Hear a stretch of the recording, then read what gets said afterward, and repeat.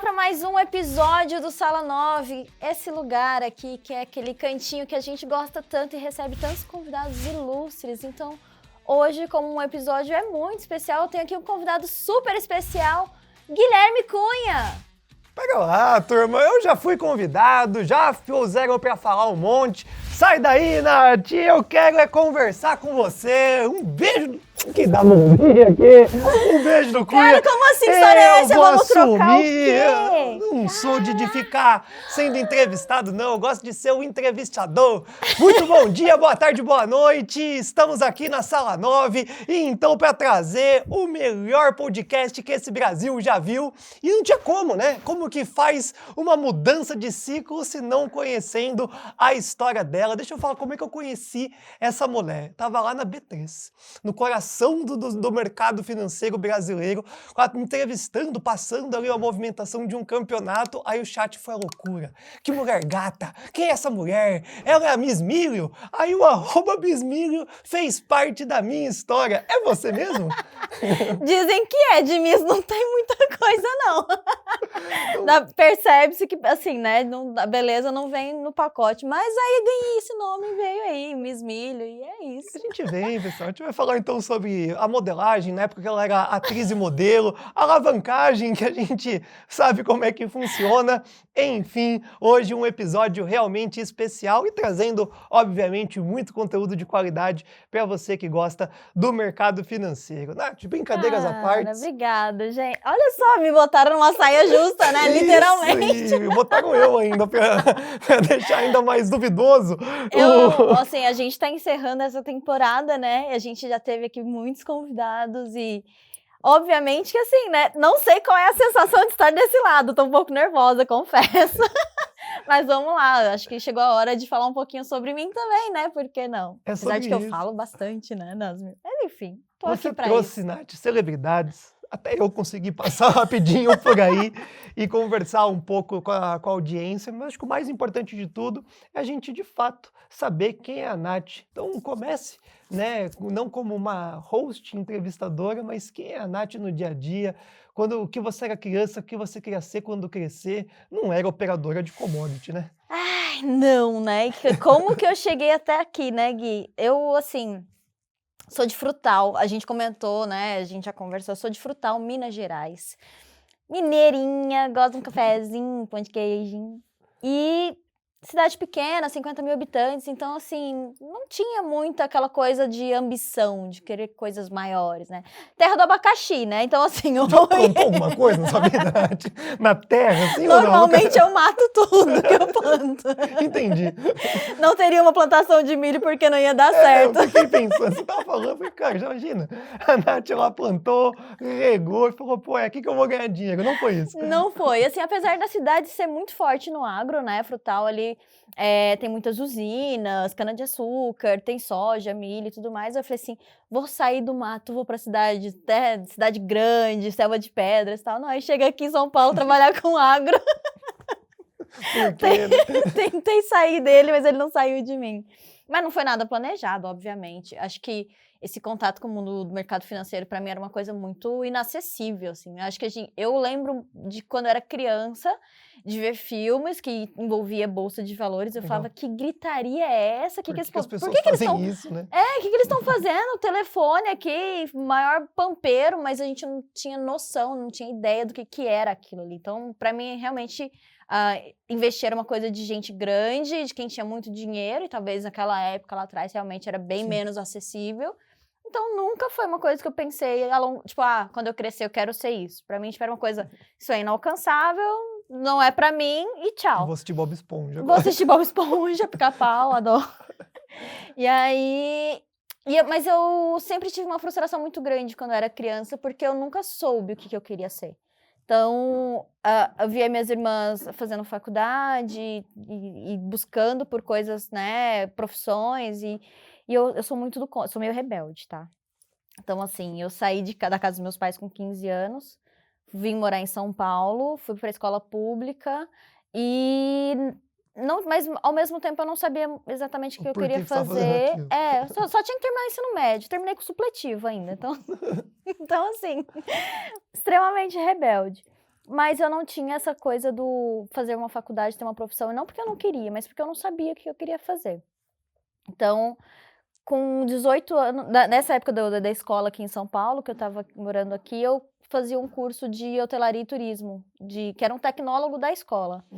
E aí veio aonde entrou a área de eventos, porque era um dos temas que era trabalhado dentro do curso, né? E eu falei assim, poxa, 15 anos, 16 anos, trabalhar com eventos de fim de semana, eu tava estudando e tal, então, pô, fazer uma grana legal, de freelancer e tal. E aí, olhei, eu falei, cara, isso tem potencial. O povo brasileiro é festeiro, né? Não fica sem festa, não tem como ficar sem trabalho. Então, é uma coisa que a gente, tipo, eu vi um potencial muito grande. Então, com 18 anos, eu montei a minha empresa.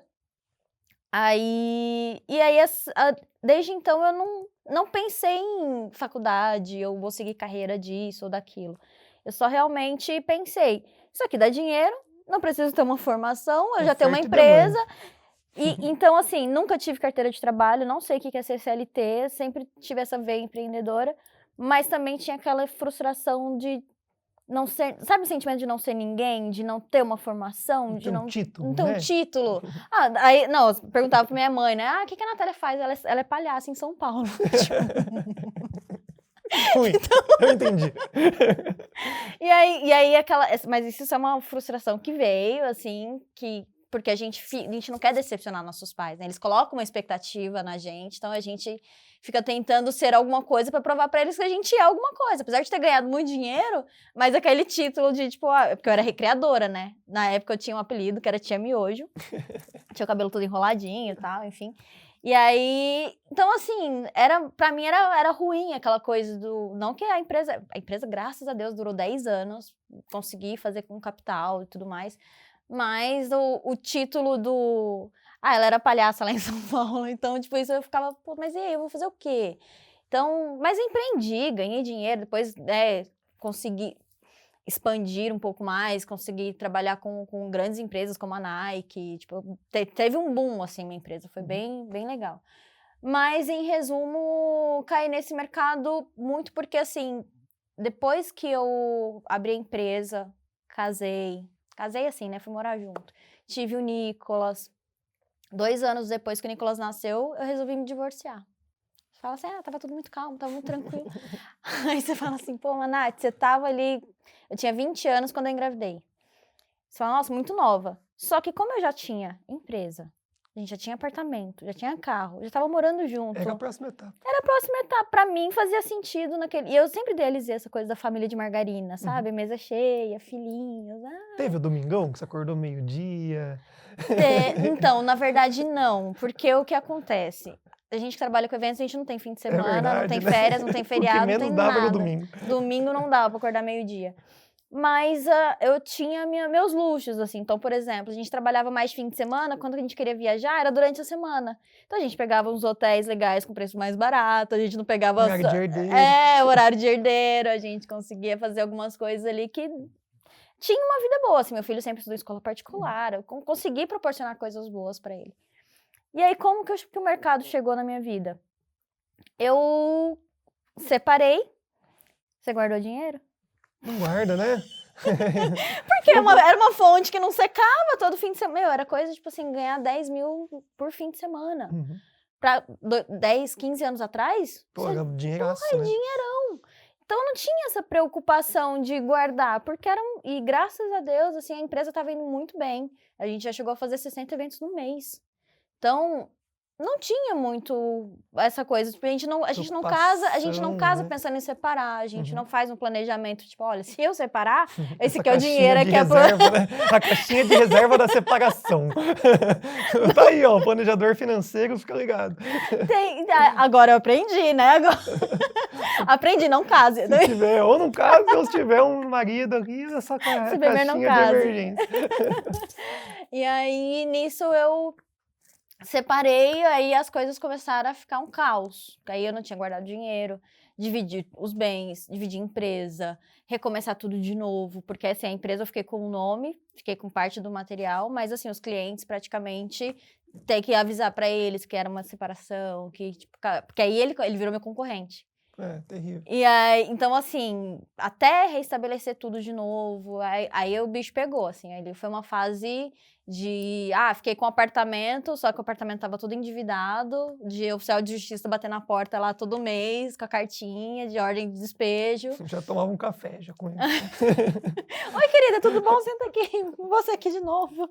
Então, assim, né, a parte do que ninguém vê, por trás das telas, o perrengue que a gente passa.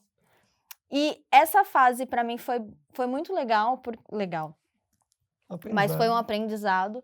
E o Nicolas, ele foi meu parceiro essa caminhada toda, essa jornada toda, né?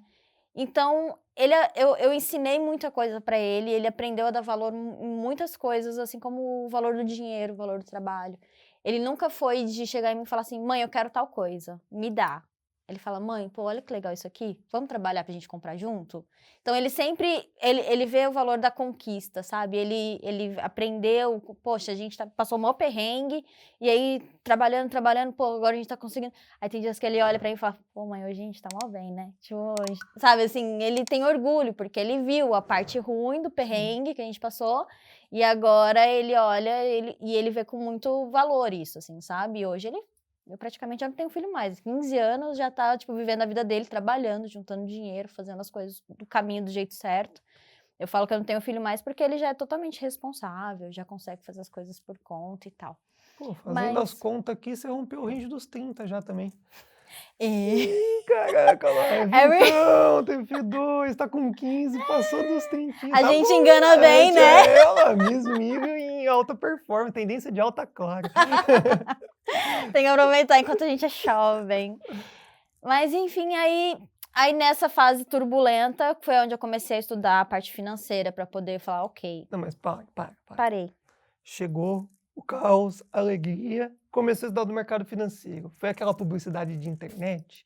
Ou por você estar em São Paulo, teve um anjo da guarda, aquele mentor que falou, vem cá, senta aqui que o pai vai te ensinar. Que raios que chegou o primeiro gráfico na sua tela ali? Você estava no Instagram rolando e apareceu... Não. Na verdade, foi realmente curiosidade, porque eu pensava assim. Eu falo, gente, eu comecei as coisas muito cedo. Eu tinha 25 anos, eu falei, preciso aposentar. Tipo, eu preciso parar de trabalhar em algum momento. Justo. E aí eu falei assim, tá, eu vou me aposentar como? Eu não tenho carteira de trabalho, eu não recolho INSS, eu não faço nada de previdência, então preciso... Não, alguma coisa eu vou ter que fazer. Como é que essa galera tá investindo para poder fazer um planejamento de aposentadoria? Então eu entrei com essa cabeça de preciso me aposentar. Minha primeira referência de investimento, Natália Arcuri. Porque aí eu comecei a buscar, pesquisar. Tá, eu preciso entender como é que funciona a renda fixa, como é que funciona o investimento e tal. Encontrei Natália Arcuri, falei, olha, tem um caminho legal aqui. Comecei a entender sobre tesouro, comecei a entender sobre renda fixa, taxa de juros, como é que funcionava. Ao invés de pegar dinheiro emprestado do banco, era melhor emprestar para o banco e tudo mais. Eu falei, tem um caminho aqui. Eu não tinha dinheiro ainda não, eu só sabia que eu tinha que estudar para quando eu ter. Só tinha vontade. Precisava estudar para saber chegar lá. E aí, da Natália Arcuri, tinha o Leandro Martins, naquela época, que ele era lá da Modal ainda, e ele fazia algumas análises de ações. Eu falei, renda variável, interessante. Comecei a entender, acompanhar também. Um beijo pro Lê? Vai, Eu falei que esse cara é traiano? Ele é querido, ele é... Não, esses dias eu encontrei com ele, a gente foi tomar um café, aí ele foi, você conhece fulano? Você conhece ciclano? Eu falei, conheço. Caramba, você é muito coisa, todo mundo te conhece. Passou por vários lugares. Todo mundo te conhece, tipo, como é que eu não te conhecia, né? Eu falei, mas aí eu contei pra ele, não, você, tipo, lá atrás foi uma das pessoas que eu vi que tinha uma condição, ainda a carteira dele era top 1, né, das recomendadas e tal. Então, tipo, praticamente ele abriu essa porta, assim, sabe, pra mim. E aí, começando a acompanhar ele, eu não lembro como, em que momento... lembrei. É muita coisa, Eu fazia... Porque aí eu já tava bem. Eu já tava no meu momento financeiro legal. Aí eu fazia massagem em casa. Vinha a moça fazer a drenagem em mim. Luxo, né? Porque aí agora eu tava trabalhando e tal. Aí a gente conversando, falando sobre isso, investimentos e tal. Então aí ela tinha uma amiga, ela falou assim, você que tá buscando entender um pouco mais de mercado, tem um amigo meu que ele faz umas operações, day trade. Eu falei, que é day trade? Que negócio é de comer, de beber? Que negócio que é? Ela, não, eu vou te passar o contato dele, você conversa com ele. O nome dele é Anderson. E aí, comecei a conversar com ele e tal. Aí ele falou assim, não, se você quiser eu te ensino. Aí abriu o gráfico e tal, não sei o quê. Eu juro pra você, ele é pai, tinha um filho dele que saía pra ir pra escola às 5 horas da manhã. Às 6 da manhã, porque, tipo, como a minha agenda era muito apertada por conta de eventos, 6 horas da manhã estava eu na frente da tela, tendo aula com ele compartilhando a tela, me mostrando, na época eu usava Trid, olhando tela, olhando gráfico, fazendo teste e tal, não sei o que. Eu falei, pô, esse negócio aqui é legal. Aí dali, ele me indicou um assessor, que aí minha conta, tipo, era aquele, abri na Modal, larguei lá e era aí, não sabia como trabalhar. Aí tem um assessor, que é o Juan, que até hoje a gente tem contato, encontro com ele nas Expert, assim, um cara assim que me acompanhou esse tempo todo. E aí eu peguei contato com ele, aí foi onde eu comecei a montar carteira, comprar fundo imobiliário, ações e tal. E aprender a parte do day trade em paralelo ali com esse outro amigo que estava me inserindo para o mercado. Como eu ainda achava que eu precisava de mais conhecimento, naquela época tinha o XP Educação. Tinha um curso gravado do André Moraes. Aí eu falei, esse cara aqui parece ser confiável, né? Vou tentar entender. Fiz esse curso do André Moraes, foi onde eu, tipo, abri o leque, assim, né? Tipo, conheci, aí entendi o que era swing trade, o que era day trade, alavancagem, comprar ações, definir stop, alvo, não sei o que. Aí as coisas começaram a clarear para mim. Então, assim, eu acho que a minha chegada no mercado foi muito consciente, assim, foi muito pé no chão, porque foi muito uma coisa de longo prazo, porque eu só queria aposentar, só queria comprar ações que eu só queria aposentar, gente. Eu só queria ganhar muito dinheiro e parar de trabalhar. Porque eu não vim querendo, tipo, eu não vim pela ilusão do dinheiro rápido e fácil no day trade, eu vim pensando, quando eu tiver 50 anos, eu vou parar de trabalhar porque eu vou fazer um acúmulo de patrimônio que vai me pagar uma receita X por mês e é isso. Então aí foi o André Moraes, eu falei, cara, esse cara é muito foda. E aí eu fiquei impressionada, comecei a acompanhar o Bom Dia Mercado todos os dias. Era assim, de lei, a tomar café da manhã assistindo o Bom Dia Mercado. E aí um dia ele falou da PAN Semiexato. E aí aquele conhecimento, day trade, que eu já estava aprendendo a mexer. E aí alguém especialista que era a PAN, comecei a seguir a PAN. E aí eu acho que eu tive umas referências muito boas, assim, sabe? De conhecer o mercado de uma maneira certa, conhecer o André Moraes, conhecer a PAN Semiexato. E aí, estou eu lá, né, assistindo a Panzinha Semiexato, e todos os dias entrava uma pessoa dentro do chat da Clear e falava, passando aqui para deixar um like. Aí sempre a Pan falava assim, olha quem tá chegando aí, é a mestra, é a mestra, é a mestra. Que raio de mestra é? Se a Pan é tão boa, então assim, quem ensinou a Pan deve ser tri boa. Quem que era? Marta Matsumura. Comecei a acompanhar a Marta Matsumura. Aqui, ó. Graças a Deus, você só falou o nome que ainda existe, né? Você não falou nenhum. Não conheço o Anderson ainda, mas já entendi que você é um cara legal. Cara, nem sei se ele opera, não sei se ele vive do mercado, não faço ideia. Ele só foi um anjinho na minha vida que chegou ali, me mostrou como é que é e falou... Vai, né? Vai, voa. Mas Andrezão, Pan, agora a Martinha. Sensacional. E ali eu comecei a ver que ela operava commodities, aí eu falei, esse negócio aqui é interessante. Então, assim, foi gerando curiosidade, foi tentando entender e tudo mais. Aí eu falei, bom, gostei desse mercado aqui, foi onde eu quis começar a aprimorar e tudo mais.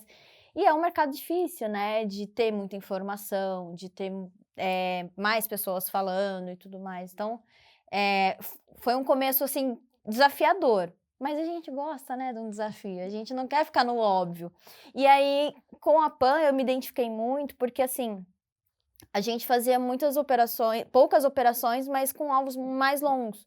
E o meu time frame, normalmente, quando eu vou fazer as operações, é sempre 60 minutos, 15 minutos, porque eu gosto de pegar tendência. Então, fazia sentido acompanhar a PAN. E aí, quando eu vi as commodities, eu vi que a leitura do macro, né, e você entender como é que funciona o mercado, os ciclos e tudo mais, começou a fazer muito mais sentido em questão do timing que eu utilizava. Então, assim, não era para ficar no day trade 1 minuto, 2 minutos lá, tipo, caçando operação toda hora. Então, comecei a me achar mais no swing trade, mais para longo prazo, e me apaixonei pelas commodities, e aí virei Por isso tá nisso. com cara boa, não tem cabelo branco, não fica, meu Deus, eu preciso acertar essa pernadinha. Mas Entendi, quem muita nunca teve uma coisa. fúria? Quem nunca né, se debateu na frente do day trade? Porque eu acho que assim, isso, o gatilho que eu tenho de ansiedade é no day trade.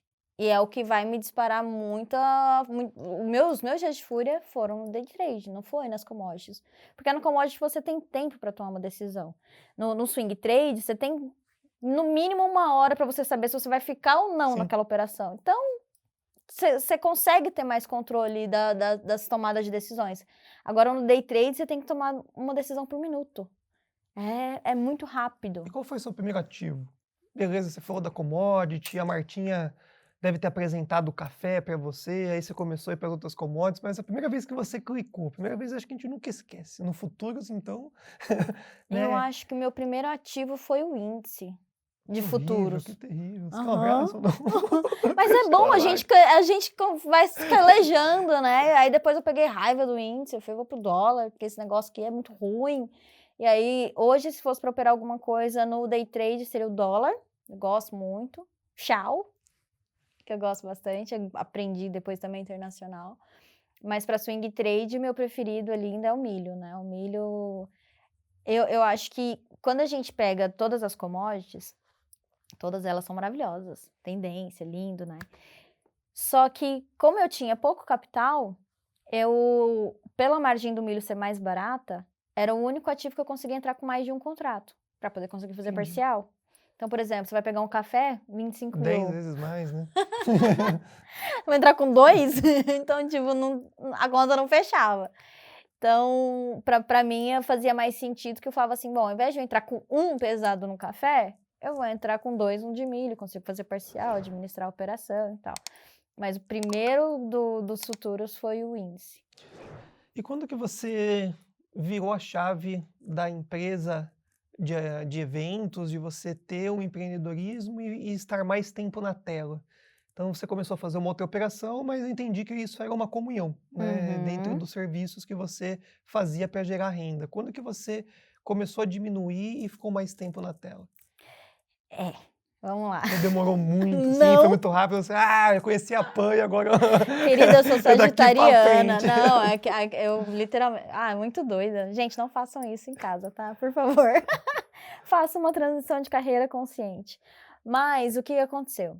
A gente sempre tem aquela sensação de, essa empresa tá me tomando tempo. Ela vai me atrapalhar no trade. E assim, querendo ou não, eu me dei bem no mercado porque eu tinha uma outra fonte de renda que me pagava bem. Então, não necessariamente eu dependia do dinheiro do trade. Então, você começa a falar assim, pô, isso aqui tá indo super bem, não preciso mais da minha empresa, vou viver só do mercado. Quando eu quando eu estava estudando bastante, 2018, que eu estava mais focada em estudar e na parte educacional e tudo mais, eu contratei uma pessoa dentro da empresa, que ela coordenava as operações da empresa, e eu Uhum. falava para ela, olha, até 11 horas, meio-dia, Não não me incomode. incomoda, Perfeito. e eu vou ficar aqui só estudando, operando e tal. Depois do meio-dia, eu já deixei arroz queimar, começar a fazer almoço, criança para ir para a escola, eu fazendo almoço lá, eu na frente da tela, aí aquele cheirão de queimado, é o arroz queimando. Ótimo, muito bom. E aí eu fui fazendo essa adaptação, né? Eu tinha uma pessoa que cuidava da parte da gestão da empresa naquele período. E aí ela chegava e a gente pegava para trabalhar. Então eu sempre operava ali pela manhã, estudando, sempre aprendendo. E aí, o que acontece? Eu conheci meu atual ex-marido, né? E aí a gente já estava querendo casar e tudo mais. E como a gente tinha algumas questões assim umas questões pessoais que eu falava assim, bom, se a gente talvez se mudasse, talvez melhoraria, né? Fosse uma opção. Aí eu falei assim, já tô no mercado financeiro, tô operando bem, tá tudo ok. A gente vai casar, vamos morar junto, não sei o quê. E se a gente se mudasse de cidade? E aí ele falou, eu topo. Então, assim, graças a Deus, eu estava casada com uma pessoa que era, assim, ele não era do vambora, de tipo, vamos fazer isso. Mas se eu falasse assim, vamos, eu falava, vamos, já tava com a mala pronta. E aí ele abriu o LinkedIn dele lá e colocou assim, a gente literalmente, pra onde a gente vai, sabe? Não tinha nada planejado. Veio uma oportunidade de emprego em Florianópolis, ele falou, olha, lá dá pra gente ir, que eu vou ganhar bem, tal, não sei o quê, eu consigo segurar as contas e eu acho que vai ser bom pra todo mundo. Fechou. Isso foi em setembro de 2019. Nós íamos casar em novembro, em 2 meses. A pandemia presenteou. Deus sabe de todas as coisas e preparou tudo da melhor forma possível. Porque, assim, se eu tivesse com a empresa de eventos, eu teria quebrado. Então, assim, a minha transição de carreira não foi planejada, mas em 2 meses, aí ele falou assim, eu estou indo primeiro, vou organizar tudo lá. Depois que eu organizar, depois vocês vêm pra cá. E aí ele veio, a gente casou e eu já tinha vendido tudo. Os móveis de casa, já tinha vendido tudo. Foi tudo perfeito. Empresa, eu tinha vendido, mas aí a minha empresa, você vai chegar, vai entender. Porque aí a minha empresa, como foi muito rápido, essa venda, eu não consegui vender ela e receber o valor por ela. Então, eu fiz um acordo com essa mesma pessoa que era minha diretora lá, que estava cuidando da gestão. Eu falei, olha, você assume, você me paga em royalties, e aí o que a gente... Depois, quando você quiser comprar a marca, você me compra e tal, não sei o quê, e tudo certo. O valor caiu 90% em março. Quebrou na sua mão, né? Mas entendi. Só que assim, o meu plano de, tipo assim, vou continuar tendo uma receita, morando em Floripa, operando, nananã. Acabou tudo. Chegamos em Floripa, veio pandemia, e aí eu não tinha dinheiro, não tinha receita. Pra área do meu ex-marido, foi muito boa, porque, tipo, era tecnologia, então foi a área que mais cresceu na época. Então, assim, foi o período de estudar. Eu falei assim, ok, vou ficar em Floripa, vou ficar estudando e me organizando e tal, pra poder, quando eu tiver o dinheiro de novo, eu começar a operar pra mim e tudo mais. Então, assim, mas não foi uma transição fácil. Eu tive depressão lá em Floripa, porque, assim, imagina, eu saí de 10 anos, independente, fazia tudo pra mim, tinha controle de tudo. De repente, eu não tinha controle de absolutamente nada na minha vida. Quero comprar uma calcinha. Não tem. Não dá. Aí eu tentei empreender de novo. Comprei pijama. Falei, vamos vender pijama. Por quê? Mas era legal, era uma marca legal. Porque eram estilos de pijama casuais que você podia ir no mercado vestindo eles. E na época da pandemia, todo mundo queria ficar em casa e todo mundo queria ficar de pijama. E eu, tipo, beleza. Só que, pô, não era isso que eu queria. Não era porque, meu, bichinho do mercado já tinha me picado. Tipo, não é possível que eu larguei tudo pra poder chegar aqui e morrer na praia e voltar, ou, de repente, quando passar a pandemia, voltar pra empresa de eventos. Porque eventos dá dinheiro? Dá. Mas vem doença junto, porque você fica estressado. Eu tenho ansiedade crônica, eu tenho, tipo, todas as coisas. Eu ficava doida aqui. Então, assim, eu não queria mais voltar para aquela rotina maluca dos eventos. E eu sabia que dentro do mercado também tinha um potencial de poder ganhar dinheiro com isso, né? Mas foi uma transição turbulenta. Foram 3 anos morando em Floripa ali, que foi difícil de me adaptar. Mais uma reconstrução. Tentar me encontrar ali, tentar entender, mas foi muito importante também, porque nesse período onde eu não estava bem, eu não tinha cabeça para operar também. Então foi muito de buscar um pouco mais introspectivamente a parte do emocional, porque isso é uma das coisas que eu falo, foi muito importante entender, eu tinha a questão da crença dos meus pais, porque assim, né, a minha mãe ligava e falava, ainda dá tempo de você fazer uma faculdade, faz uma faculdade. Pô, qual é, mãe?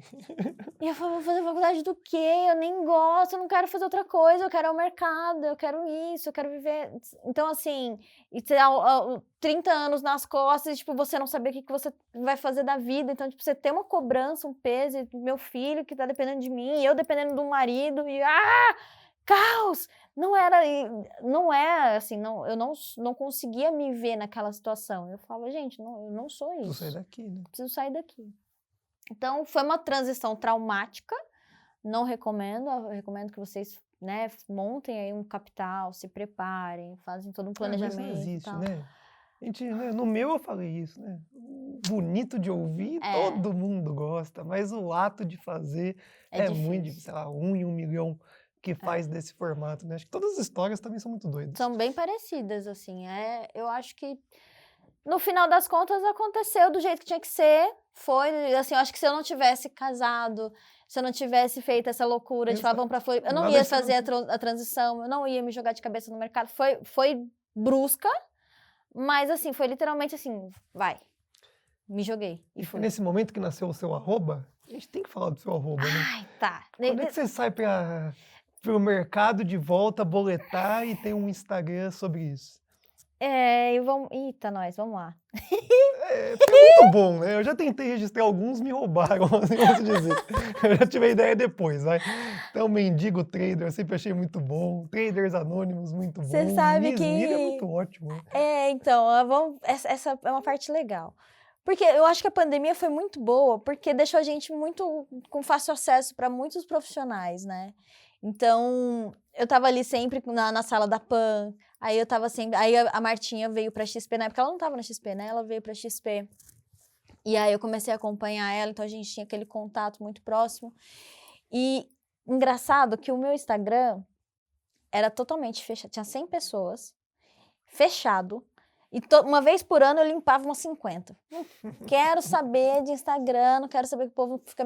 Porque a gente que trabalha com evento, a gente tem aquele péssimo hábito de falar, de sentir...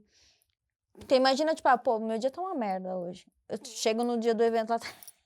Isso. Você tem que fingir que tá tudo bem, porque você tá ali pra realizar o sonho da pessoa. Tipo, você deixa a sua vida lá de fora e você vai executar. E eu fazia isso, assim, era até bom, porque eram os meus momentos que eu ficava...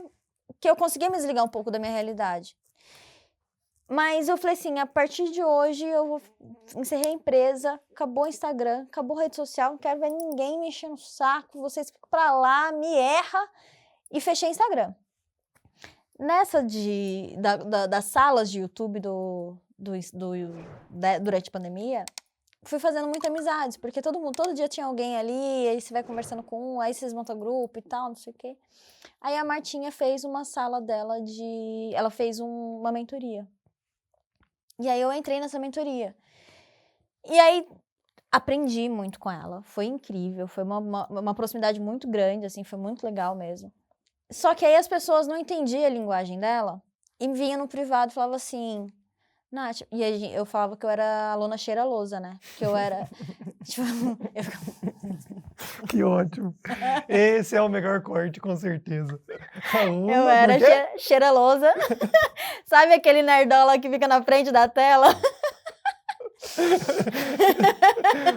Sedento por conhecimento. Sedenta por conhecimento, sedenta. Então, assim, ficava com dúvida, mas eu não entendi isso aqui, me explica. E é isso aqui? Me explica isso aqui de novo. E aí? E eu ficava em cima. E aí as pessoas, eu acho que ficavam um pouco retraídas, talvez ficavam com vergonha de perguntar, ou às vezes acham que é pergunta idiota. E, gente, não existe pergunta idiota. Se você tem pergunta, faça, o mentor tá lá, é pra tirar a sua dúvida. Então, assim, aproveita esse momento. Então eu perguntava tudo e eu fazia ela repetir 10 vezes se eu não tivesse entendido até eu entender. E eu sou muito auditiva, assim. Eu não estudei, não fiz, fiz supletivo e tudo mais, mas eu realmente, eu sou muito auditiva, eu sou muito de ouvi uma vez, entendi, ok. E a minha didática era muito boa, porque eu tentava simplificar de uma forma que as pessoas conseguiam entender. E aí elas vinham através do privado, elas me chamavam, tipo, pô, Nath, você me explica esse negócio aqui, porque eu não tô entendendo nada que ela tá falando. Aí eu falo, não, ó, é que nem você comprou uma banana. Você comprou uma banana? Aí eu tentava explicar de um jeito mais lúdico. Eles falavam, pô, por que você não fala isso pras pessoas? Todo mundo começou a mandar mensagem, por que você não abre seu Instagram? A Martinha mesmo falou, por que você não abre seu Instagram? Por que você não abre seu Instagram? Meu, você fala mó bem, isso aqui. Eu não quero. Não quero que ninguém me enche o saco. Não quero, não quero. Insistiu. Eu falei, ai, tá, vou abrir. Abri o Instagram, e aí...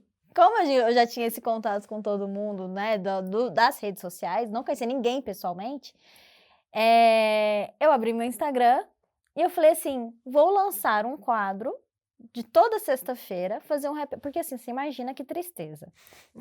Morar em Floripa, você não conhecer ninguém, não tinha ninguém de família, não tinha amigos, não tinha relação com ninguém. Meu universo era em torno do mercado financeiro. Chegava numa sexta-feira, você quer tomar uma cerveja? Como é que você faz? Aí eu falei assim, vou abrir uma live no Instagram, que é o famoso Quem é Você na Fila do Pão. E aí eu falei assim, vou convidar pessoas para passar no Quem é Você na Fila do Pão e tomar uma cerveja comigo. Sensacional. E isso bombou, estourou, porque aí assim, passou a Marta Matsumura, o Kim, a Pan, o Frade, o Giba. O Giba não fazia live com ninguém. E o Gibex, assim, e ele tem um carinho tão grande por mim, assim, e eu falo, cara, como... E a gente nunca tinha se visto, assim, sabe? Então, o Giba passou, o Júnior... Meu, cara, uma galera, assim, muita gente grande, assim, que eu falo assim, gente, o que essas pessoas estão vindo no meu Instagram fazer live? Quem sou eu na fila do pão, né? E era @Nath. Naquela época era @Nath Castanheira.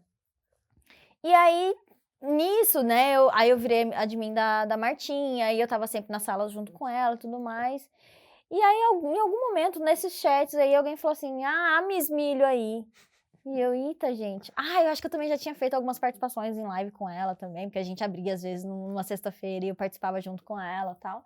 E aí alguém falou, Miss Milho aí. E acabou. Aí todo mundo pegou Miss Milho, Miss Milho, Miss Milho, Miss Milho, e o nome pegou. E aí eu virei Miss Milho. Enfim. Então, essa jornada, essa trajetória, inclusive ela foi uma pessoa que falou pra fazer a graduação, né? Porque aí eu falei assim, gente, não tem... Poxa vida, vai me assombrar isso aí.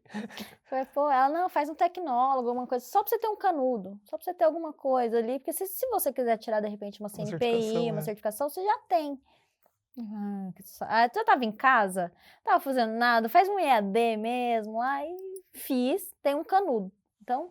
Aí eu fiz de gestão financeira. Aí eu vendo as aulas, essas coisas, eu falei assim, gente, tudo isso aqui eu fiz por 10 anos na minha empresa. Isso, exato, com outros raça, nomes. Né?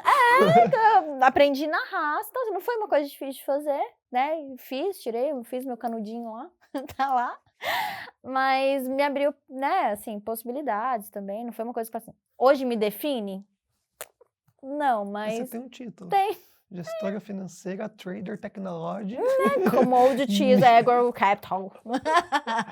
Nath, você é muito rica e nem sequer estamos falando por dinheiro. Chegou um momento desse podcast. Eu acho que você já foi contando um pouco da sua história, a gente foi conhecendo seu ciclo de networking chique pra caramba, né? Conhecemos boa parte desse povo. Tem um povo que você, inclusive, entrevistou. Sim. E agora é a hora do arquivo confidencial aqui na Sala 9 com a Miss Milho. Nath, a gente vai colocar um primeiro vídeo que é de uma primeira convidada aqui desse podcast, que ela decidiu também fazer uma pergunta. Né? Então, eu tô aqui me pegaram... ouvindo, tô aqui perguntando, mas agora é hora de a gente ouvir uma primeira pergunta. Preparem o lenço para você conseguir enxugar as grandíssimas lágrimas. Vamos lá ver quem que é essa primeira grande ilustre pessoa que mandou o vídeo. Camila, você conhece a Camila? Camila, olha, eu vou te falar, é outra também que... Eu não sei o que acontece, eu me conecto com as pessoas, é muito fácil. Eu tirei uma foto com ela, né? É muito legal, assim, porque ela também ela assumiu um desafio muito grande também para ela, de transição de carreira, ela que veio do interior, né, de São Paulo, e acho que a gente tem muita coisa em comum e a gente conversa bastante, a gente é bem próximo. A gente sai para tomar uma cerveja, a gente fala assim, vamos comer uma feijoada, chega lá meio-dia, sai às 7 da noite. Mas ela é bem parceira, eu gosto bastante dela. Então vem com a gente ouvir a pergunta da Camilinha para a famosa Miss Milho. Fala, Nath, tudo bem? Bom, agora eu tô do outro lado da mesa, hein, fazendo a pergunta para quem me fez as perguntas, hein, lá atrás.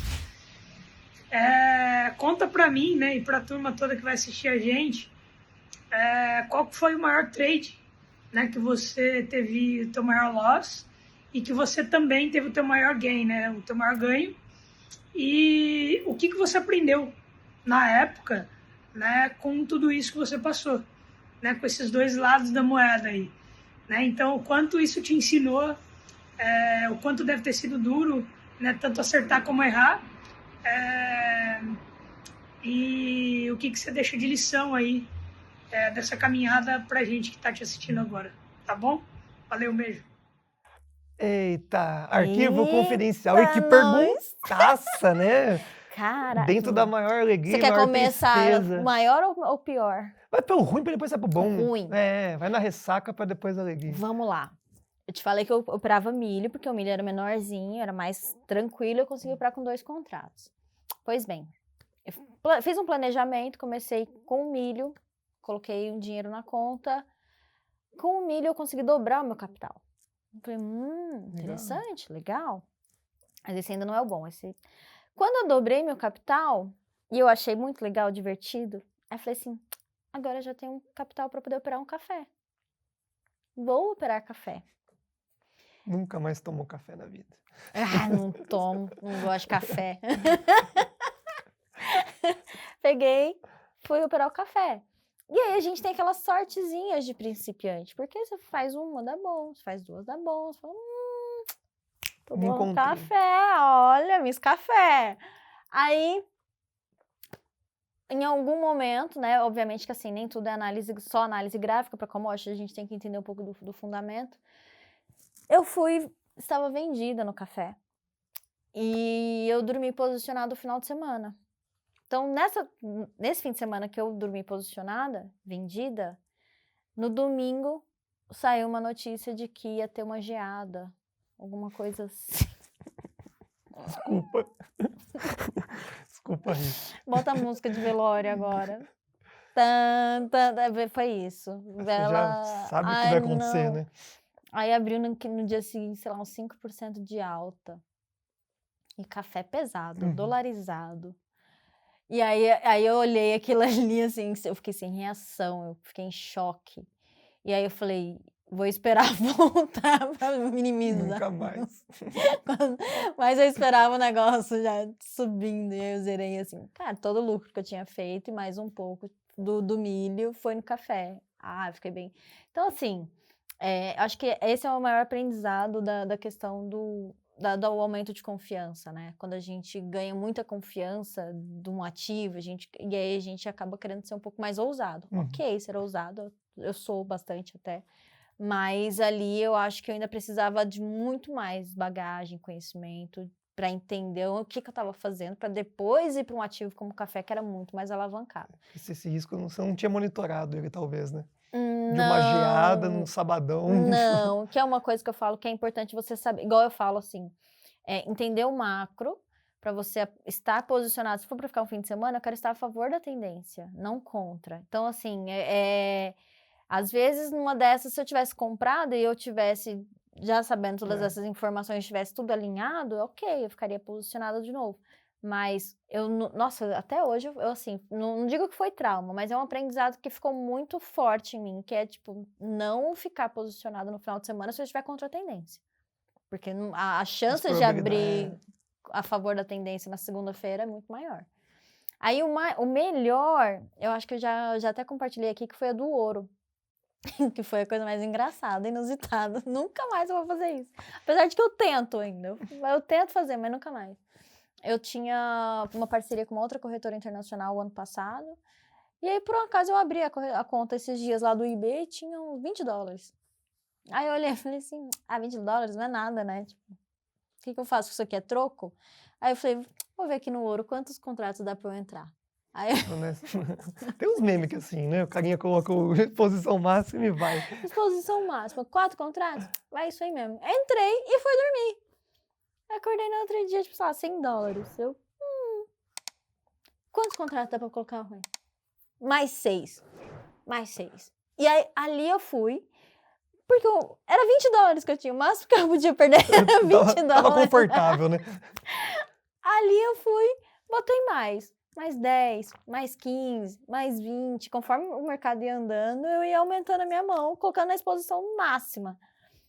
Aí, em 2 dias, eu saí de $20 para 20 mil. Fez um simulador, né? Você ia brincando como se fosse um simulador. Mas é porque, tipo assim, o meu risco máximo era $20. Então, tipo, não tinha o que... Se eu perder, se eu deixar dinheiro na mesa... Aí, beleza. Aí, na hora que começou a corrigir, que a coisa começou a ficar pesada, eu fui realizando, já, zerando. Aí, sei lá, sobrou uns 6 mil ali. Eu falei, tá bom, né? Pra quem tinha $20. E o aprendizado desse daí, eu acho que o principal é que, assim, entender que isso é uma coisa que não vai se repetir todos os dias. Boa. Eu não queria agora Porque querer toda vez botar 20. 20, vintão, vamos lá, vamos buscar 20. Porque eu acho que isso foi uma ocasionalidade que foi boa, obviamente, veio em boa hora, era um dinheirinho que falava, fazia sentido, mas fazer 1000% do, assim, no ouro, nunca tinha feito. Eu já Foi. quero, antes, parabenizar você por essa paulada, mas eu já quero emendar, então, a segunda Então aqui. vai. Paula Reis, você conhece também? É um amor, outra amiga, outra irmãzona aqui que eu tenho um carinho muito grande. Vejo em vários eventos aqui, ó. Vamos ver o que ela mandou pra você no arquivo confidencial. Puta, sempre sonhei em fazer isso. Muito obrigado, viu? Com a Nath, vem junto comigo. Vamos ouvir. Fala, Nath. Eu que já tive a oportunidade de te entrevistar e ser entrevistada também, não vou te perguntar coisas pessoais que eu já perguntei. Vou para uma pergunta bem técnica, tá? Eu quero que você explique um pouco mais pra gente sobre os contratos futuros que você opera as commodities, né? Muita gente não conhece contratos futuros, não sabe que é por meio deles que você opera commodities.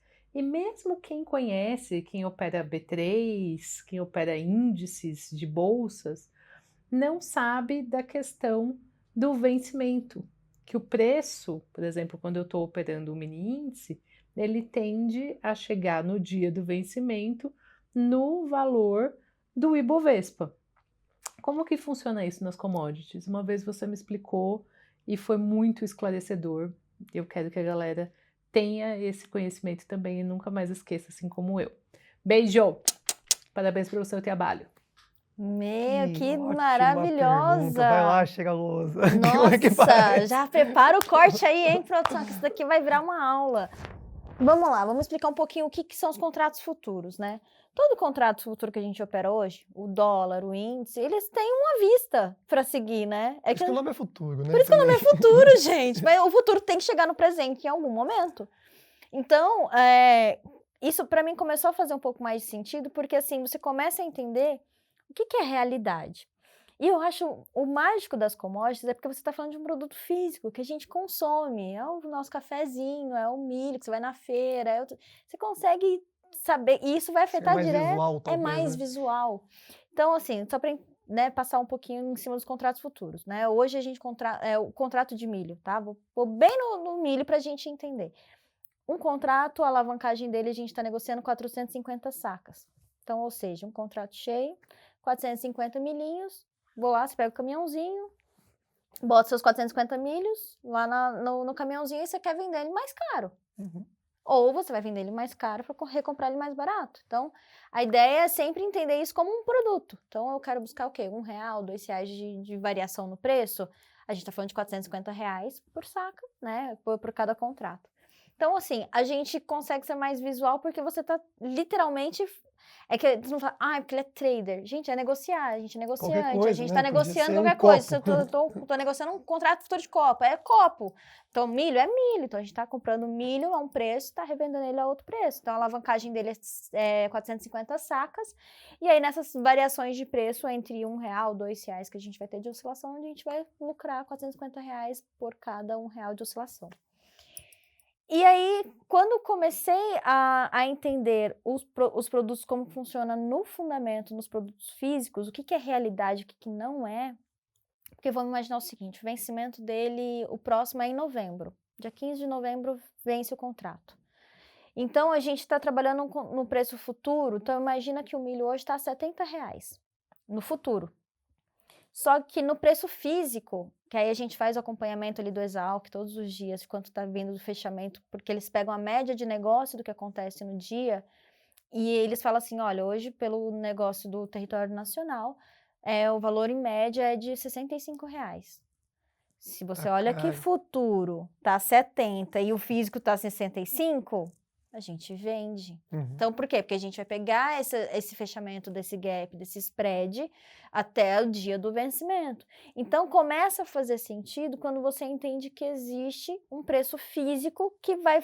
Porque assim, qual que é o... mas lá na frente os R$70 tá me dando compra, mas por que que eu vou comprar um negócio Que se já ele tá caro, né? que já tá caro perto do preço físico? Então eu vou esperar. Às vezes ele até vai, ele sobe mais, porque às vezes ele vai dar um sinal ou outro, porque o dólar tá subindo, porque tem um outro fundamento que eles estão enxergando a longo prazo. Às vezes ele até fica mais caro.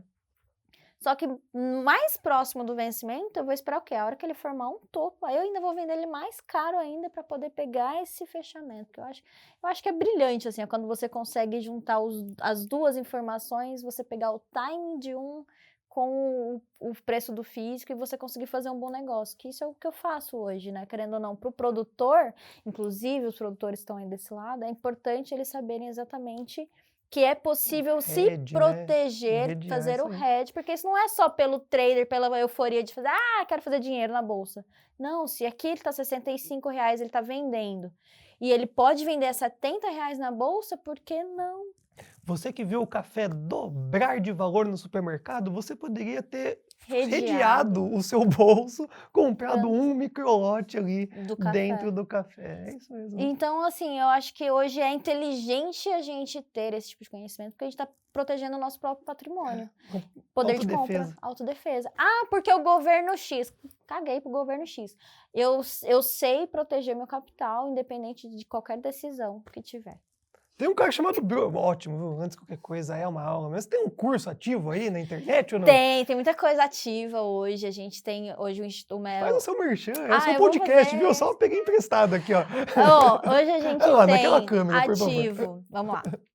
Instituto IMM, que é onde a gente faz abertura e fechamento de mercado 2 vezes por semana. Tem a minha sala educacional também, 3 vezes por semana. A gente faz os estudos das análises, tudo que a gente tem de ativos.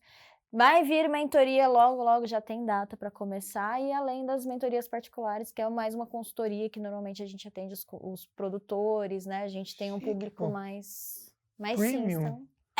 Eu gosto da coisa Agro, premium. Trade agro é trade, mesminho aqui Agro pra é top, vocês. agro é tudo.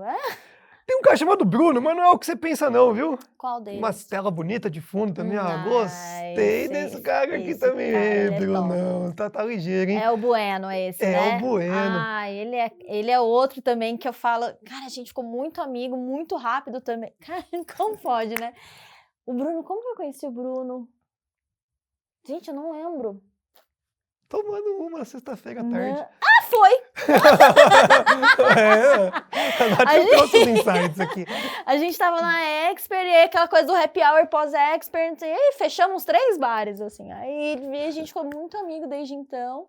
A gente tem uma troca muito legal, ele é um cara extremamente estudioso, é um cara muito dedicado, é um trader, assim, que tem um conhecimento muito fora da curva, assim. Eu sou apaixonada nesse cara aí. E vai subir o vídeo dele Manda com a aí que eu quero sua ver. pergunta. Vem, Brunão. Fala, Nath. Bom demais poder fazer uma pergunta para você. E o que eu quero saber é, dada a sua experiência hoje, qual é o conhecimento que lá atrás você menosprezou, que hoje você olha com carinho e fala, putz, se eu tivesse dado atenção para essa esfera da minha vida, para essa esfera de mercado, eu teria ido melhor aqui. Conta pra gente. Boa, Nath. Além da reserva divórcio que você já deixou aqui como um arrependimento e um insight, qual outro você olha para trás e fala assim, poxa vida, eu negligenciei esse sinal. Olha, até falei negligenciei. Cara, eu tô aqui pensando, eu acho que esse do divórcio foi realmente um insight maior, que sim, foi né? um dos mais que... eu acho que a transição de carreira, assim, de fato, foi uma coisa que eu precisava ter me preparado melhor. Porque, assim, essa sensação de ter... Tudo bem que, assim, eu me joguei, foi, né? Foi que nem tirar aquele curativo de uma... Assim, foi, mas se eu tivesse... Porque naquela época eu pensava que a empresa me consumia tempo. Mas talvez se eu tivesse ampliado o meu negócio, contratado mais pessoas para elas gerenciarem isso, era uma coisa que eu não precisava ter aberto mão para poder continuar operando, me dedicando, porque era uma fonte de renda que me deixava segura. Então eu acho que um aprendizado assim do mercado que hoje, assim, agora eu tenho mais consciência de que é importante, inclusive, ter outras fontes de renda para não ficar só dependente do mercado. Isso é extremamente importante e isso foi uma das coisas que foi um aprendizado ali durante a transição de carreira que eu deveria ter feito, que me machucou bem. Fiquei numa situação ali muito exposta, muito incerta, dependente de outras pessoas, coisas que desde os 15 anos eu nunca fiquei dependente. Então, isso pra mim foi um baita de um aprendizado, assim. Não faria de novo se eu tivesse oportunidade. Que isso, hein, pessoal? Um podcast emocionante e literalmente uma aula. Eu acelerei porque o próximo eu vi aqui, a cara de rico. Esse cara tem cara de Quem? rico. Quem que Chuta é? quem tem cara de rico. Todos têm cara de rico. Pô, e é uma cabeça brilhante. É cabeçudo? Não. Eu já até sei quem que é esse. Tá na ponta da Esse sua é- língua. Eu vai, sei porque eu tenho quem? um carro dele aqui, ó. É nada que é ele. É o pilotaço. Eu não conheço. Não, Mas tem cara de rico mesmo, ele- esse ele- aí. esse Tem cara- cara de piloto e rico, Meu, com todo esse respeito. cara é grande. Fala o nome, Ele... quero ver se você tá Marcos acertando. Regadas. Ufa, ainda bem que a gente tá falando a mesma pessoa. o quê? Não, ele é um cara, assim, que a história dele aqui no podcast emocionou muito a gente, porque a gente foi em muitos assuntos de construção, de base familiar, né? A inspiração do pai dele foi rico, foi bem rico. Pô, Marcão, no assisti do seu episódio, desculpa, cara de rico, piloto, o que teve de pergunta para a Nath? Se você pudesse escolher qualquer pessoa no mundo para entrevistar na Sala 9, quem seria e por quê? Caraca, que perguntar, você chegou gigante. Ai, caramba! Eu não sou muito de ter ídolos, assim, de Mas essa é a sua falar- oportunidade, hein? É... A Sandy. Você não quer entrevistar a Sandy? Pô, tô, né, assim, não é possível, você é a Sandy. Se ela não quer, eu sou quero, fã tá bom? da Sandy, assim, não. Eu acho que tem uma pessoa, assim, que eu me inspirei muito na história dela, que é a Viola Davis. Tem um livro que é fenomenal e ela é uma mulher negra que ela conquistou o espaço dela. Brasileira? Assim. Não. É aquela atriz que fez... Ai, ela faz muitos papéis. Sabe aquele filme da DC, como é que chama? Esquadrão Suicida? Eu sou péssimo pra esse tipo de... É horrível, inclusive. Mas eu vou te mostrar. Ela, uma vez eu assisti uma entrevista dela com a Oprah. Inclusive a Oprah, já pensou? Da Oprah aqui. Então, mas a Viola, ela tem uma história muito forte de ter passado necessidade quando criança. Coisa de, por exemplo... morava nos Estados Unidos, não ter aquecedor em casa, então ela e os irmãos passando frio, a mãe tentando se aquecer junto, sem coberta, não tinha como tomar banho porque não tinha aquecedor na água, então ia pra escola fedendo xixi, muitas situações assim muito pesadas para uma criança. E hoje ver a mulher que ela se tornou, a potência que ela é, e hoje tudo que ela consegue absorver do conhecimento, aprendizado, tudo que ela passou das dificuldades dela, ela fez disso uma alavanca para ela ser a mulher que ela é. Eu falo, caraca. Hoje eu queria ela sentada aqui, eu conversaria com ela, eu falo, meu, dê a sua aula, assim. Deu pra ver o brilho no olhar, mas eu vou insistir. Um brasileiro, um tangível, a gente vai buscar, Nath. Eu entendi a pergunta do Brunão. Faustinho. Então tá feito. Faustinho é um cara... E você sabe que eu encontrei com ele em um evento... Porque a gente conversou e aí ele começou como recreador também, em navio e tudo mais. E aí eu tinha essa sensação, né, e a gente já falou sobre isso no início, Nath, o que você fazia em São Paulo? Eu era palhaço, eu era recreador. Eu encontrei com o Faustinho, eu falei assim, Faustinho, eu tinha o mesmo sentimento de chegar até onde você tá, só que eu não achava que pelo entretenimento eu chegaria, e você chegou no mesmo lugar que eu, só que você foi fiel ao que você era, e ao seu personagem, à sua profissão, à sua carreira. Você não mudou a sua essência e você chegou muito mais alto que eu. E talvez, se eu tivesse me dedicado um pouquinho mais na minha profissão ali da área de eventos, talvez eu tivesse chegado ali também. É que eu acho que o meu caminho mudou quando eu conheci o mercado. Nada disso. Não teríamos a Mismiro, qual é? Mas ele me inspirou muito, porque eu tinha vergonha de falar que eu era recreadora, que eu era palhaço. Olha o tamanho desse homem, gente. E ele é um cara, assim, fenomenal, de uma honesto, você percebe a humildade dele, é um cara assim muito aberto. Então, assim, hoje eu admiro muito ele por ter coragem, por ter batido no peito e falar, cara, eu sou isso aqui, quem quiser que me engula. E ele nunca teve que passar por cima de ninguém. Isso é lindo, assim, ele nunca desrespeitou ninguém, ele nunca teve que Ele realmente cresceu sendo ele mesmo e eu admiro demais ele. Crescer sendo natural não tem Não nada tem igual. como, não, Oxe, não coisa tem. boa. Faustão tá garantido na segunda temporada. A gente vai marcar ele, a gente vai encher o saco dele. Nossa, Faustinho, você. Já acho que é o quarto E ó, podcast que a gente fala aqui do Faustinho. e E ele vai tá ter aqui, que já vir. tá aqui. E Pelo menosprezou a amor de Deus. Sandy, isso também tá Aham. registrado. A Sandy vai no meu.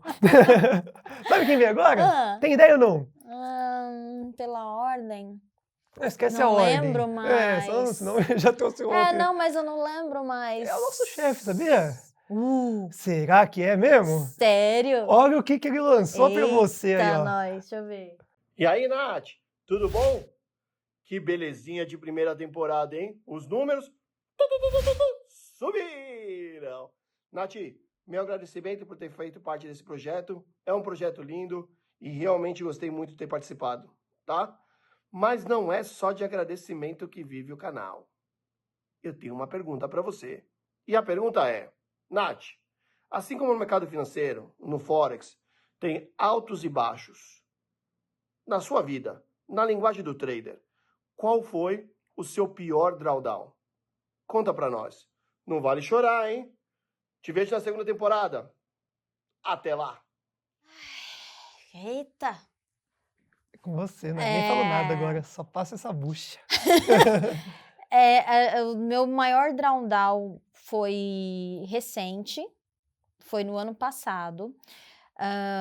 Cara, o ano passado foi um ano extremamente difícil, porque foi quando eu decidi largar Floripa, vir para São Paulo, comprar um sonho de viver na terra do mercado financeiro, Faria Limer e tal. E em janeiro, eu perdi a minha avó, que ela foi uma mulher, uma mãe, assim, pra mim, que de fato minha avó foi, assim, a minha avó que me empurrou pra fora de casa. Ela falou, vai embora que aqui não vai ter nada pra você. Vaza daqui. Ela falou, te amo, queria que você estivesse perto de mim, mas aqui você não vai conseguir nada. Vai embora. Então, ela sempre me empurrou, ela sempre me impulsionou, ela sempre foi tudo, assim, né? Na minha vida foi o meu alicerce. Então, em janeiro, assim que eu cheguei em São Paulo, em janeiro, dia 18, ela faleceu. Dia 19, eu estava lá na arena. Então, assim, respirar, botar a cabeça no lugar, assim, num dia que foi bem difícil, mas foi pesado. Então, assim, em janeiro aconteceu isso. Em março, eu tive a maior decepção da minha vida, que foi, assim, onde eu falei assim, cara, por que eu larguei Floripa, vim pra cá pra chegar aqui e tomar uma porrada dessa que... eu fiquei 3 meses, assim... De ressaca. Na ressaca braba mesmo, assim, sem ver ninguém, sem me expor muito. Eu fiquei bem fechada e pensando assim, o que eu estou fazendo em São Paulo? Vou voltar pra Floripa. E é isso, só que o Nicolas já estava se adaptando aqui, as coisas, eu tinha que fazer a coisa acontecer. E aí, quando foi junho, julho, teve um evento do ano passado, no Ranquia, e o Brunão tava. E o Brunão, ele chegou numa fase que eu tava realmente precisando de um suporte, precisando de uma amizade, de alguém que pudesse me... Que aí eu vi que, tipo, existem pessoas que eu posso confiar, existem pessoas com quem eu posso me apegar, me apoiar, e me ajudou muito. Mas eu falo que o meu maior drawdown, assim, na minha vida, que depois da transição, foi o ano passado, foi muito recente. De julho pra frente, as coisas começaram a engatinhar e começaram a dar certo, assim. Então, foi Tá no topo histórico? Ou chegando? Não, na verdade, eu tô no início de uma onda 3. Bom. Eu acho que foi... eu sinto como um pullback. O ano passado foi o meu pullback. Eu tendo a falar que, eu tô no meu auge, mas eu acho que não. Eu ainda quero... Eu vou romper topo histórico e, assim, vocês vão ver alcançando... Sempre rompendo máximos, assim. Quem rompeu o máximo foi esse cara aqui, ó. Eita, Ei, nós. carioca brabo, hein? Já sei quem é esse carioca. Carioca brabo com pergunta boa também. E que vai engrandecer essa nossa perna. Vai ser 5 horas de podcast. Vocês nem colocaram aquele cronômetro, ó. 5 horas de podcast fácil. Vai, Frade, é a sua vez. Adoro. Hoje você que vai ser entrevistada, é isso mesmo? Então vamos lá. Bom, a minha pergunta pra você, antes de qualquer coisa, dizer pra todo mundo o quão grato eu sou pela sua amizade e por sermos parceiros de trabalho. Agora, a minha pergunta pra você é a seguinte: quando foi que você percebeu que você virou a chave? Você deixou de ser uma aluna e virou uma expert no assunto. Valeu, um abraço, pessoal. Tchau, tau. Eita, gente, esse povo tá inspirado, É, né? ela segura que a bucha vem. Quando que eu deixei de... Tava estudando, aí você falou, caraca, tô sabendo mais do que esse mentor, eu acho. Não foi assim, na Ou não? verdade. Eu acho que... Tô tentando lembrar em que momento isso aconteceu. Porque, de fato, tinha essa demanda, né? Vinha muita gente no Instagram pedindo, durante as salas, as análises e tudo mais. Eu acho que, conforme a gente vai falando e crescendo autoridade nas redes e tudo mais, as pessoas vêm em busca do conhecimento. E aí perguntam, e aí, você não tem mentoria? Você não tem sala? Fala, não ensino. Só que assim, eu tinha muito essa insegurança de ser sempre um eterno aluno, né? A gente sempre vê todo mundo muito no... Sabe, é o Giba, é a Marta, é todo mundo... E eu sempre coloquei todos eles num pedestal. Eu nunca tinha me visto como a mentora. Eu sempre era uma eterna aluna. Só que aí, em algum momento, alguém falou assim, Nath, você tem noção do conhecimento que você tem? Que 90%... Já executou. 90% das pessoas que estão no mercado não fazem ideia de que existe um mercado de agro. Você é a única pessoa que tem esse conhecimento. Assim, que tá falando, que tá se expondo e tudo mais. E aí começou a vir a demanda, mas realmente foi essa viradinha. E aí, lógico, a gente vai insegura, né? Poxa, será que eu vou saber mesmo explicar e tudo mais? Mas eu acho que isso me engrandeceu muito, sabe? Porque a gente aprende muito quando tá ensinando. Teve um momento, teve uma expert, que foi muito engraçado. Veio um senhor até mim, e aí o nome dele é Roberto. Roberto, um beijo, é muito querido, adoro ele. E ele veio e falou assim, Nath, já te sigo, a gente já se conheceu em algum workshop na vida, em algum lugar que eu nem lembrava. E aí a gente começou a conversar. O cara só é um dono de uma corretora de grãos há 16 anos. Meu Deus. Tem... o cara é gigante, assim, o cara falava de milho há 30 anos, desde que eu nem nasci, o cara já tava plantando milho. E eu me apeguei muito a ele. A gente já fez vários projetos, inclusive nas minhas mentorias, ele faz uma aula brilhante de fundamentos. Então, assim, eu acho que a exposição, né, me conectou com muitas pessoas que, de fato, são expert, que entendem um pouco mais de fundamento, porque é mais difícil mesmo de entender como funcionam os ciclos e tudo mais. Então, eu tive pessoas que agregaram valor, né, no conhecimento que eu tinha, porque a análise técnica, gente, funciona em qualquer ativo, funciona super bem. Só que entender o que movimenta os preços, né, das commodities é um outro conhecimento à parte. Então, isso que me faltava, o Roberto me ajudou muito. Ele praticamente... Sabe, tudo que eu tinha de dúvida, Roberto, isso aqui, por que funciona assim? Por que funciona assado? Por que tá chovendo aqui? Vai chover em tal lugar. Não, mas lá em tal lugar não vai fazer diferença, porque a nossa safra é em tal lugar. Então, você começa a entender como é que funciona o mercado no produto físico, né? Então, mas o momento exato, eu acho que foi mais um ano retrasado, antes de vir para XP, se eu não me engano, antes de vir para São Paulo. Que eu tinha uma sala onde eu compartilhava com alguns alunos, assim, que era bem... Mas, assim, não era uma coisa, tipo, vou fazer isso para ganhar dinheiro. Era uma coisa que...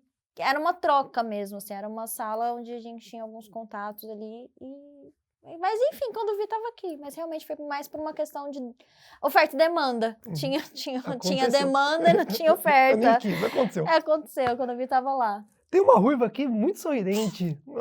Sagitariana. Começa sorrindo. Conhece ela ou não? Lógico. Não, a gente... Já tomou cerveja com ela? A gente tem uma varandinha. Porque aqui na frente tem um boteco varandinha, né? Não, a gente tem a varandinha que é nossa particular. E a gente, toda sexta-feira, a gente bate ponto na varandinha, cervejinha e os nossos doguinhos. Em 15 segundos ela te fez uma pergunta. Se liga. Vamos lá. Oi, Nath, tudo bom? Bom, visto que você é uma pessoa tão sonhadora quanto eu quero que você conte pra gente qual é o seu maior sonho. Pode ser pessoal ou profissional. Beijo. E aí, Nath? O maior sonho? Ficar todo dia botando $20 e virar 20 mil? Esse é um bom sonho. É um sonho que eu acho que poderia Eu poderia ser todos os dias assim, eu não ia achar nada mal. Pegar essa fórmula, mas como a gente sabe que esse sonho às vezes é tão distante, qual que é o sonho que tá dentro de você aí? Olha, profissionalmente, eu tenho um desejo muito grande de fazer esse mercado de agro se transformar. Eu acho que é uma judiação o Brasil ser uma potência tão grande no agro e esse conhecimento não chegar para as pessoas que precisam desse conhecimento. Então, assim, eu já tive reuniões com o pessoal da B3, eu já falei para eles, inclusive, eu só vou parar de falar de commodities quando tiver uma foto minha de Miss Milho lá dentro do museu. Aí eu parei, encerrei e zerei o game. Porque você sabe que tem uma Miss Algodão lá, né? Não vi. Tem, Vi lá a na... Márcia, vi todo mundo ali, mas algodão não. Miss Algodão, e as Miss Algodão também era justamente com esse propósito de levar o conhecimento da commodity, porque na época era... Quem é? Desculpa, pelo amor de Deus, Tem me vários, perdoa. tinha concurso. Quem é Miss Algodão? Tinha concurso de Miss. Mas é estético? Porque assim, mas era estético e também tinha que ter o conhecimento, porque essas Misses, Ah, elas iam entendi. visitando as fazendas para poder Mas ela explicar tem uma sobre o foto dando ativo. tchau assim? Tem, desfile, faixa e tudo. Inteligente a Miss Algodão, pô. 1856 ou 1956, eu acho. É muito antigo. Eu falei assim, se tem a Miss Algodão, vai ter que ter a Miss Milho também. É o mínimo. Então eu falei assim, acho que um sonho, acho que se eu falar assim, zerei o game, é fazer ter a minha foto da Miss Milho lá na B3. Aí parei. Agora, pessoal, não sei, sonhos. Me aposentar finalmente. Tô desde os 25 anos Eu sonhei com isso, né? tentando aposentar. Mas agora, assim, meu sonho, eu falo, eu quero criar meu filho bem, quero que ele seja um cara sensacional, tenha a família dele, conquiste os sonhos dele, né? E o meu, cara, eu tenho um plano de aposentadoria de tentar parar aos 40, pelo menos desacelerar. Fazer um aninho sabático e viajar o mundo afora. E coisa que eu nunca fiz, né? Porque como eu comecei tudo muito cedo, eu nunca viajei para fora do país, eu nunca fiz, sabe? Ou nunca tive outras experiências. Então, acho que trabalhando bastante, ralando bastante, para quando chegar nessa etapa, eu poder falar assim, ok, agora eu vou meter o louco. Ótima pergunta e uma condução de uma resposta extraordinária. Muito bem, viu, Nath? Você vai certamente realizar todas elas. Na B3 a gente vai lá falar cartaz, cadê a Miss Milho? Pega aí, ó. Fausto na segunda temporada e o cartaz em frente à B3 é o nosso compromisso nesse episódio. Boa. Luizão, o Luiz veio em seguida, também colocou a sua pergunta de um jeito direto e reto. Vem comigo, Nath. E aí, Nath, minha vez de te perguntar, hein? Agora que você já testou Prop Firms ou as mesas proprietárias, me conta aí, o que você achou delas? Boa. Mesa. Você sabe que, assim, porque eu tava contando pro Luiz sobre essa questão de... eu não tinha capital para operar. E aí, né? Aí ele falou, mas por que você não operava por mesa proprietária? E eu falei, eu sempre tive medo desse negócio. Eu não sei se é confiável e tal. E aí foi uma curiosidade, foi depois do episódio que eu fiz com ele ali. Aí ele falou, dá uma olhadinha nessas aqui e tal, faz... Aí assim, não opero ainda por conta, né, não faço mesa proprietária nem nada, mas foi legal ter feito um teste, ter entendido como funciona. É legal para recomendar até para as pessoas que não têm capital, às vezes é importante. Mas isso aí para operar para sempre? Não. Pega, faz opera, junta a grana, vai alavancando seu capital para você operar numa corretora, para você ter controle também dessa grana. Porque assim, se acontecer alguma coisa, se essa mesa quebrar, e se ela não te pagar, e se você ficar sem capital, então assim, tudo tem um risco, né? Então, se num momento você precisar de ajuda, acho que faz sentido sim, usar ali a mesa proprietária para alavancagem, né, sem se expor o seu capital, e depois que você juntou a grana, montar sua própria banca. Eu acho que faz muito sentido. Eu tinha um preconceitozinho com mesa proprietária, mas ele me abriu, despertou esse olhar para elas. Muito bom. Grande visão. E acho que é isso, né? Só complementando, imagina só se você tá numa mesa e dá aquela de 20 para 6 mil e aumenta os lotes e tudo mais. Pô, são situações que você vai fazer com a mentalidade que o dinheiro não é seu. Quando você pega com a mentalidade que o dinheiro não é seu, é totalmente diferente da angústia e medo, às vezes, que você tem do próprio capital. Então é legal. Perfeito. De novo, gostoso falar, na prática é muito diferente, mas fica um insight aí. Legal. Tinha a ruiva sorridente, agora tem a morena sorridente, o vídeo é tão pesado que pisca. Veja o tamanho da grandiosidade desse vídeo da Yasmin, que te fez uma perguntaça, se Deixa eu liga. ver. Hoje eu sou a host e eu quero saber de você. Do teu trabalho, qual o impacto você quer gerar na vida das pessoas? Boa. Você deu um insight, né, na resposta B3.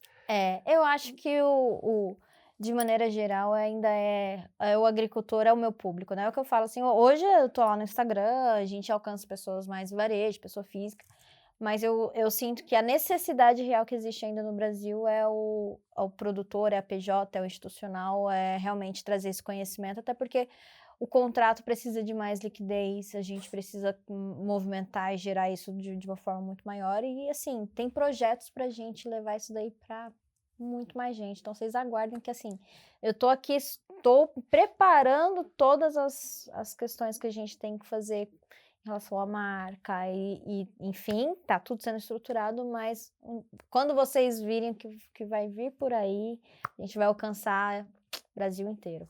E quando vocês souberem quem vai vir agora para fazer a pergunta, Roberto Júnior, sabe quem é também ou não? Robertão. Conheci ele aqui na Sala 9. Que história, hein?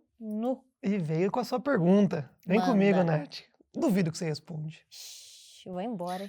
Fala, Nath, como é que tá? Tudo bom? Nath, fala pra gente. Qual que é o seu maior medo hoje dentro do mercado financeiro?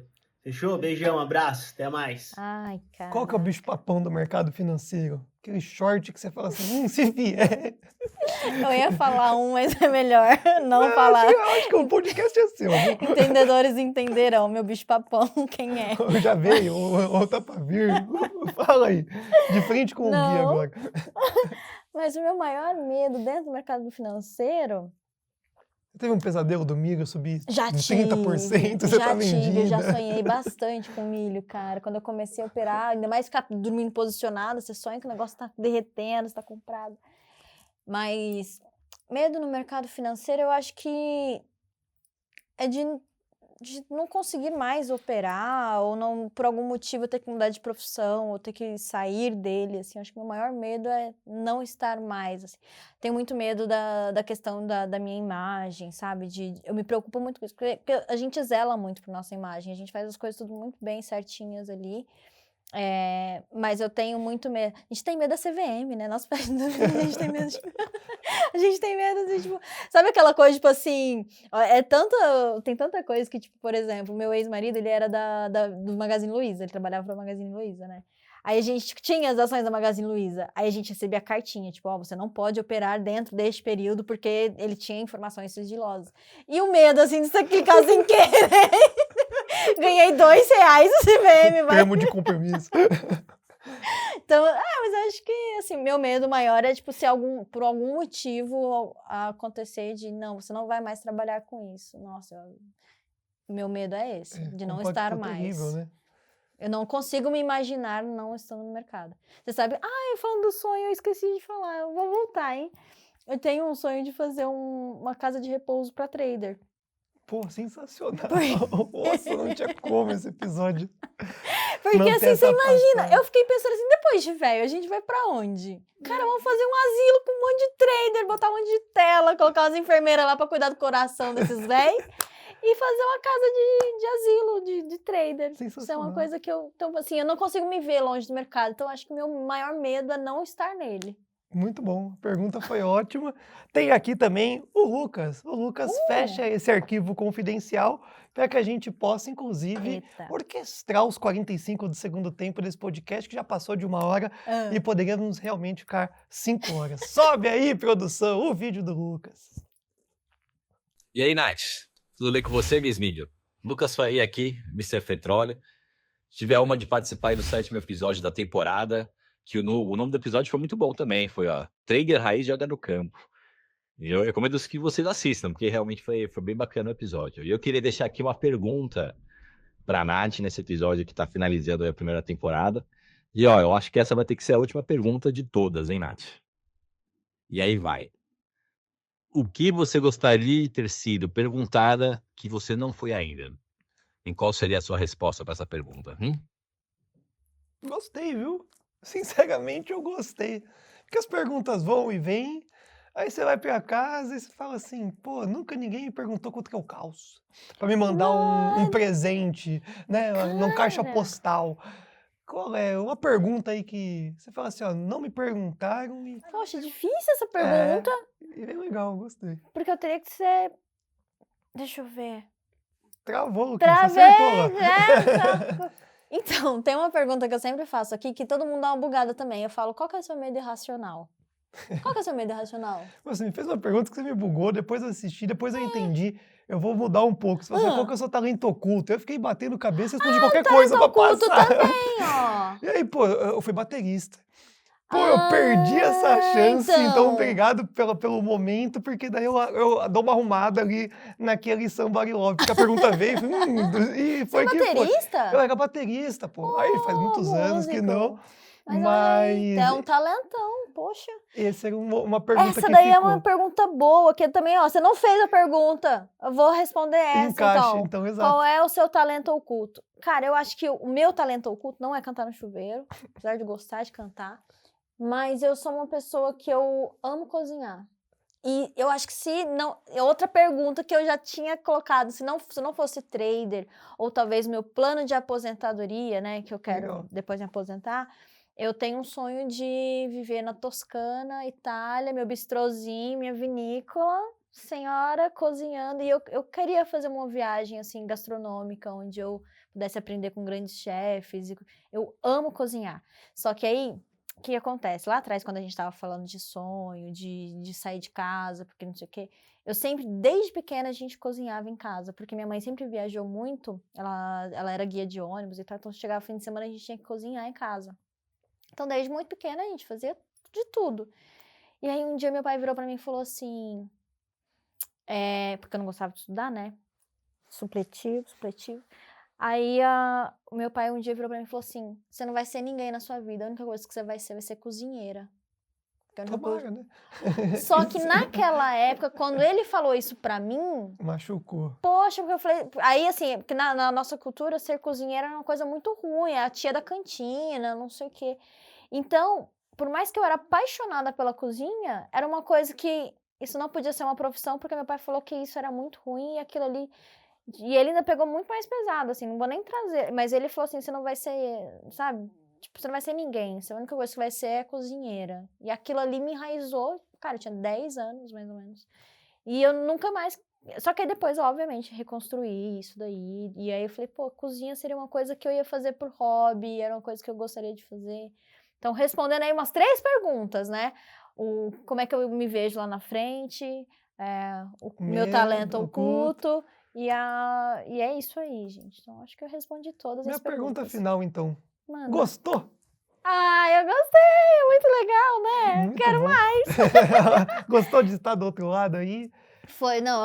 Eu acho que fazia muito tempo que eu não contava muito da minha história, assim, tem muito mais coisa. Obviamente, a gente podia ficar mais umas 5 horas aqui facilmente, que tem história pra contar. Mas eu gostei. Acho que já me senti recalibrada para começar a segunda temporada. Vamos? Vamos! Do meu lado aqui foi um imenso prazer poder estar aqui nessa cadeira tão desejada da famosa Miss Milho, conhecer um pouco mais da história e passo a bola para você fazer a sua parte, que é finalizar. Já que você não deixei você começar, então finalize, peça o like, quando que é a segunda temporada, vai lá, Nath, e feche esse episódio maravilhoso. Bom, gente, eu quero agradecer a todos vocês que acompanharam até aqui, já aprenderam um pouquinho mais sobre mim. Se você gostou, deixa seu like, compartilha, manda pro seu amigo, pro inimigo, pro papagaio, pro cachorro, para todo mundo que você quiser. Comenta aqui qual é a sua dúvida sobre minha personagem, aqui é a Miss Milho. Se você tem alguma dúvida, se você quer, né, me seguir nas redes sociais, @MissMilho, como sempre, você já sabe onde me encontrar. Quero agradecer mais uma vez pela participação de todos, Gui. Foi sensacional. Muito, eu amei cada minuto, por mim ficava muito mais.